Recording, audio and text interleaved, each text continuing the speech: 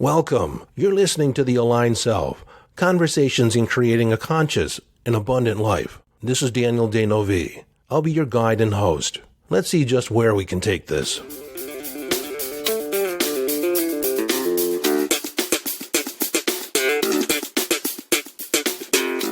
Hello, friend, and welcome back to the conversation. You know, over the weekend, I had one of those technical snafus. Something happened on my PC to where I could not access any media. No videos, no audios, and that meant that I couldn't upload a podcast episode. I could record them and save them, but once I saved them, they went invisible. I couldn't access them. I couldn't open them. Why did this happen? I have no idea. But I have to admit, when it does happen, it is quite frustrating. And I have to be very mindful of how I'm putting out my energy, because if I'm starting to work on this, trying to figure it out, in that angst, in that frustrated vibration, then I know I'm going to cause more problems, because that energy does interfere with my electronics. Now, it could have been that I did not ground to begin with when I began working with my PC. It seems to be a continual battle or a continual issue that I have to deal with. As I've up-leveled my energy and working with different electronics, I've affected everything from battery-powered watches to flashlights, room lights, car radios. Sometimes I just motion, across the dash and it changes the radio station. Other times I'll be on my phone and I have a finger poised over the phone and it automatically activates it. I don't even have to touch the screen. Well, I don't know if I'll ever get a handle on this or I'll ever get used to it, but it is part of my life, I guess. And maybe someone out there that has a different perspective on it, that, in the world of energy and moving energy, maybe you can help me with this. Maybe you can assist me in grounding in a more positive way. I ground on a regular basis, but evidently it's not enough. Maybe it's intention. Maybe I have to set an intention every time I sit in front of a computer or pick up an electrical device. I don't know. But with that said, what I actually ended up doing is resetting the operating system on my computer. Now, it erased a lot of my programs, a lot of my apps. And so in reinstalling it, I actually had to reconfigure the software that I use for editing the podcast. And I don't know if it's just my imagination, but it actually sounds better than before I had the accident, quote unquote. On a complete tangent, something else has been coming up that I guess I should talk about because it's popped in my head. Not that I talk about everything that pops in my head, but this seems particularly relevant. So over the last few years, and especially just in the last week, I have people that interview with me to ask about coaching. In the last week, I talked to people about taking part in the subpersonality study. They've actually raised their hand and said, I think that this would be a fit for me. And in talking to them, it would definitely be of benefit to their life, would change almost everything. And of course, they knew this on an intuitive level. That's why they reached out. That's why they raised their hand. But in actually finding out what it would take to be in the program, how it would work, what their investment would be, then they become confronted. And this leans into the whole concept of following our intuitive guidance. See, a lot of people know that something would be a benefit to them. They have the intuition that they need to leave their job, leave a relationship. Yet when they're confronted with the actual action of moving forward, they withdraw. They find the excuse. They acquiesce to the fear because obviously there's fear there because there's going to be change. There's going to be transformation. There's going to be a shift in the way of what has been familiar. And then again, sometimes people are in the idea, I can't afford this. There's no way I can afford this. Yet, when you think about the things that we're really committed to, we find a way to come up with the money, to come up with, the process in order to make it happen. If I'm transparent, I understand all that is going on. The part that's frustrating to me is typically when people are confronted, they withdraw. They withdraw from the communication process. They just disappear. And that's, when I have a conversation with you, I invest with you energetically. especially when we put an agreement to be filled out into the future, which sounds something like this. I'm going to think it over. I'm going to process. I'm going to talk over with my mate, or I'm going to check things out. But I will be able to let you know by 6 o'clock on Tuesday. And then 6 o'clock on Tuesday comes and goes, and there's no message. I send a message just checking in, and there's no response. And what's wild is this just doesn't happen when people are anticipating or potentially thinking that they're going to be giving me money. Sometimes they give me money, a couple $1,000s or more, and they disappear when it's actually time to show up for the coaching. And then they don't respond back. I have never wrapped my head around the whole ghosting concept where you just disappear. You don't respond. You don't, like if you're confronted, if you feel uncomfortable, you don't actually send a message back. You think that you can just extract yourself from the conversation. To me, that is a disconnect in the energy. And ultimately, I don't need it to be a particular answer. I just want an answer. And so there's been a certain amount of interaction with people, and it's just been recently, more so, last couple years, where people seem just to withdraw, they leave. They're actually the ones that initiated the conversation, and they just disappear. From my perspective, I wonder, did you get an accident? Are you still alive? Did your house burn down? I don't know. And so I don't make a judgment about it. It's just that there is something wanting in the avenue or the channel of communication.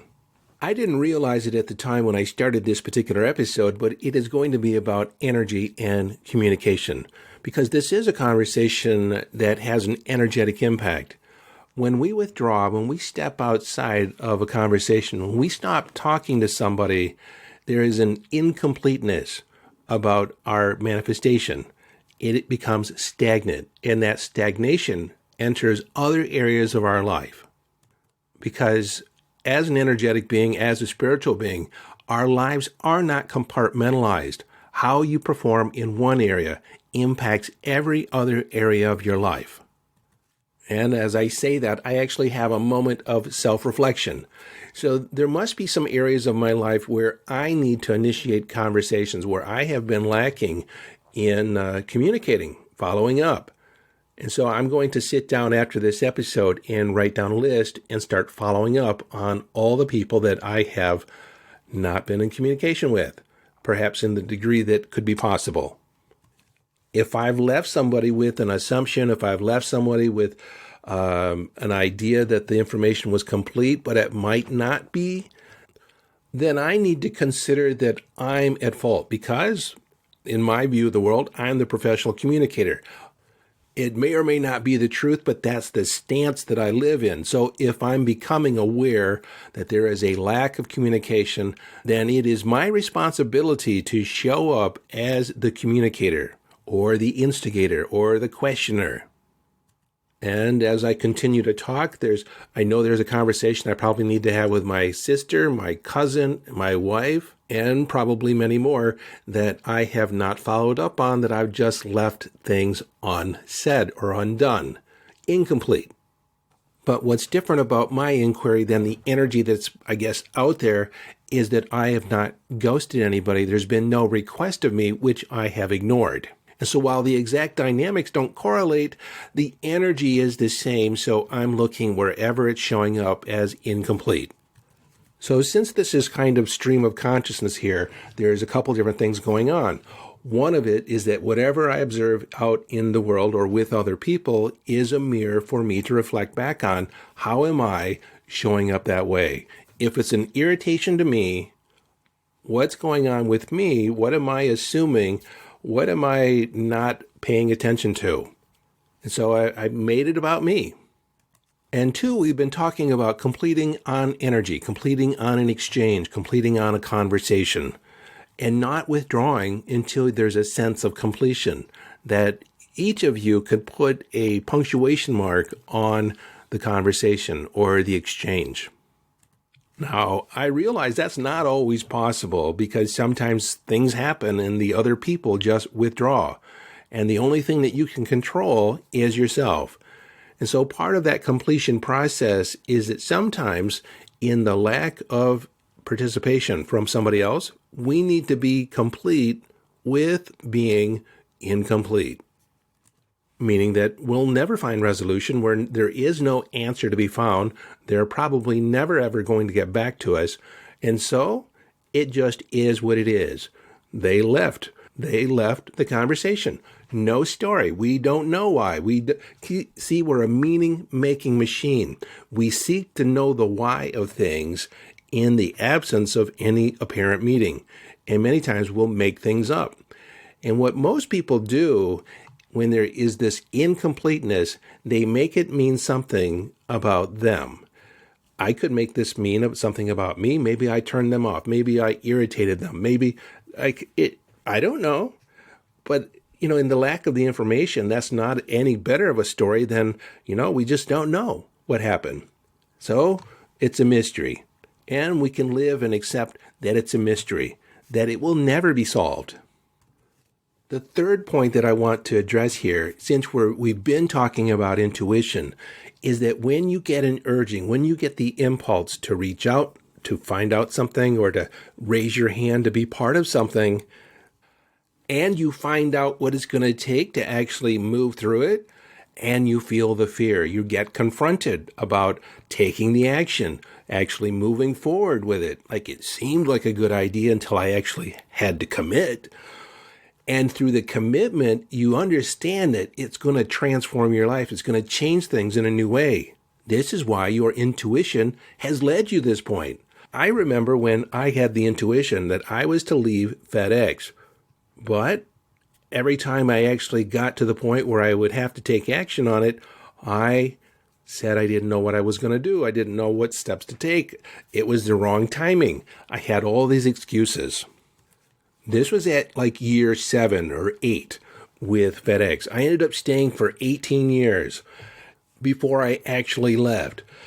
Now, there's a process going on here. I was getting the intuitive answer from intuitive guidance from the universe on the actions to take. Yet, I was afraid. I was fearful. I was confronted, which is okay. But I needed to realize that I was being confronted. I just thought it wasn't the right time. And so what I would do is I would regenerate a whole series of detours and different alternatives. The angels would conspire based on my new decision about where I was. And so as a consequence, things became different, yet I didn't have any real relief around that. I spent many years feeling like I was in the wrong place, in the wrong environment, focused on the wrong conversation. The reason I did not take the action when I got the intuitive urging, I wasn't in alignment. I wasn't in alignment with the intention or the outcome that I was thinking that I wanted to create. But it's hard to say whether or not that was the wrong decision at the time or the most appropriate decision. As long as I could live with it, I guess it was okay because the universe conspired in many ways to bring me more and bigger opportunities down the road that I would not have been a part of had I left early on, around year 7 or 8. I would have grown in a completely different way because in many ways I was not ready to leave yet. Even when I did leave FedEx, there was an adjustment period, a growing period of me stepping into my full power. Because up until that time, I had a whole Fortune 100 company in front of me to stand behind. But once I left off on my own, then it was just me. I had to rewrap my head around a whole new way of being in the world. Obviously, I did it, or I'm getting my head wrapped around it, and I'm expanding and growing in even new ways today, even 20 years later. And so if you have an intuitive hit, you have the intuitive guidance to take action in some area, and you're confronted, it is powerful to say, I feel fear around this. I feel confronted around this. I'm afraid of this happening or that happening. That fear, when it comes up, is simply a call to pay attention. You're entering or potentially entering a realm of which you're unfamiliar with. I've gotten better at this, of recognizing where I'm confronted, where the fear is coming up, what am I fearful of? Then I get to plan around it. I used to allow that fear when it came up to stop me. That's not what the fear is there for. The fear is there to say, pay attention. This is not Kansas anymore, if you're following the Wizard of Oz reference. And so I must acquiesce or give in, pay homage to my other than conscious mind. I brought up the Wizard of Oz, and if you follow that story at all, Dorothy is lost in Oz. And she finds out at the end of the movie that she always had the power to go home. She always had the power. It was in the ruby slippers, and it was through her intention. But she was in the process of being lost. She was in the process of trying to find her way. But once she realized she always had the power to go home, there's no place like home. There's no place like home. You have all the power, you have all the resources to get to whatever you want. You're never put in a position that you cannot handle. It may be uncomfortable, but you're given the resources and you can lean into. I started to say this before. When you lean into that intuitive urging, that intuitive guidance, and you come up against an unknown, that's where you lean into your intuition. Again, you're not going to know what's around the corner. You're not going to be able to figure out every decision ahead of time. That's why you have fear. It's the unknown. When you leave the comfort zone of the familiar, you are literally stepping into the realm of the unknown. And yes, it does take courage to take the leap. But when you take the leap of faith, the net will appear. And so what might be the leap of faith for you? Well, if you're involved in this conversation, since I had 3 people that have kind of disappeared that asked or had raised their hand about participating in my subpersonality case study program, there's still room. A couple people did make the jump. They did take the leap, and they're getting great benefits. And as I say that, I don't know if I've ever actually stated it on the podcast, but I assure or guarantee, stand behind the results that I say I will deliver, which is not common in the coaching industry. As far as the subpersonality case studies go, I'm still open to doing more. I've done several. I've learned a lot from each and every one of them. I've gotten a lot of good information. I've gotten a lot of good insights because when I enter into an agreement with you, I think about you. I meditate on you. I have this energetic connection with you on a whole new level. You are not just another client. You are an investment for me.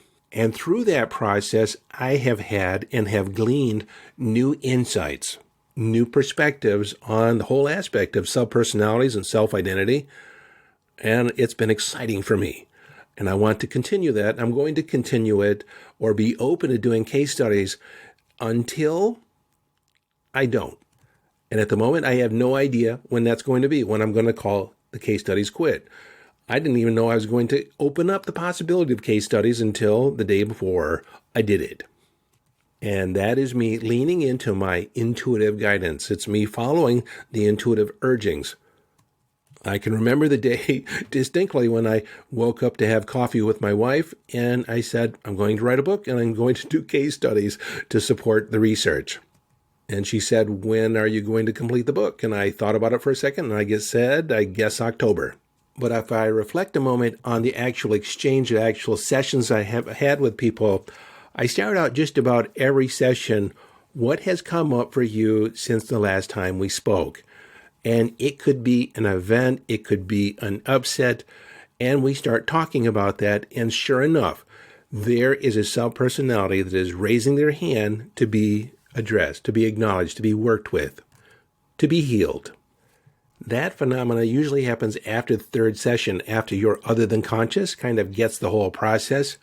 Your different aspects, your different parts, your different subpersonalities that have been, causing havoc in the wings, causing problems, or have felt maybe left behind. They're raising their hand, say, work with me, work with me. And that aspect of the organic, intuitive unfolding of your healing has been part of the most exciting aspect of this whole journey. This episode started out to be something completely different, and my intuition just kind of stepped up and took a hold of the conversation and let it on the various topics that we talked about, or I talked about. Hopefully you found it interesting. Hopefully you found it educating or edifying and affirming. And as you consider it, the idea of working with me on your subpersonalities, integrating back into the whole, becoming a person that is congruent and aligned, then I suggest you raise your hand and get happily involved. Do whatever it takes to get involved in the process, and you are going to see a transformational result. I guarantee it. Until next time, this is your friend and host, Daniel Denovi, urging you to follow your bliss. Live your life from inner signals. Be inner directed as you engage in the epic adventure.